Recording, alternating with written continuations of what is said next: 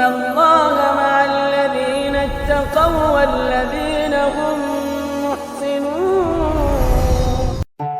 السلام علیکم بچوں، آج ہم ایک ایسی کہانی سنیں گے جو بتاتی ہے کہ آپ کی دوستی آپ کا دل اور آپ کی زندگی کیسے بدل سکتی ہے۔ ہمیں دوست بہت سوچ سمجھ کر چننے چاہیے۔ ہماری آج کی کہانی کا عنوان ہے برے دوست کا سایہ۔ تم نے دیکھا وہ لڑکا؟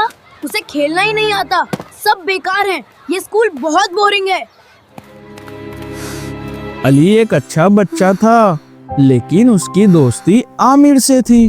عامر ایک شکایتی وائرس کی طرح تھا، وہ ہر بات میں نقص نکالتا تھا۔ یہ بوتل تو بہت بیکار ہے، میری بوتل دیکھو ایک دم مست ہے۔ دھیرے دھیرے علی کو بھی ہر چیز میں کمی نکالنے کی عادت پڑ گئی۔ ارے کیا بیکار ڈرائنگ کی ہے تم نے، میری دیکھو کتنی اچھی ہے۔ جب وہ عامر کے ساتھ ہوتا تو اسے ہمیشہ چڑچڑاپن محسوس ہوتا تھا، وہ گھر پر بھی کسی سے صحیح سے بات ہی نہیں کرتا تھا۔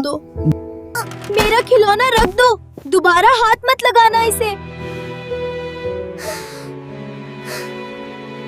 گھر آ کر بھی اس کا من اداس اور بے چین رہتا تھا۔ اگلے دن علی کی ملاقات عمران سے ہوئی۔ عمران سب کی تعریف کرتا اور ہر حال میں اللہ کا شکر ادا کرتا تھا۔ بچوں، اب ہم ایک نیا نیچر پروجیکٹ شروع کریں گے۔ علی، تم عمران کے ساتھ پروجیکٹ کرو گے۔ دیکھو عمران، میں نے اپنے پروجیکٹ کے لیے کچھ ڈرائنگز بنائی ہیں۔ ماشاءاللہ علی، یہ تو بہت زبردست ہے۔ جزاک اللہ۔ علی نے دیکھا کہ جب وہ عمران کے ساتھ ہوتا ہے تو اسے خود ہی اچھی باتیں بولنے کا، سب کو معاف کرنے کا اور ہر چیز میں اللہ کا شکر ادا کرنے کا دل کرتا ہے۔ علی دیکھو، میں آپ کے لیے نئی ڈریس لے کر آئی ہوں۔ ماشاءاللہ امی، یہ تو بہت پیارا ہے۔ جزاک اللہ۔ اس کی شکایت دور ہو گئی۔ عمران کی صحبت سے علی کا دل نیکی اور خوشحالی سے بھر گیا۔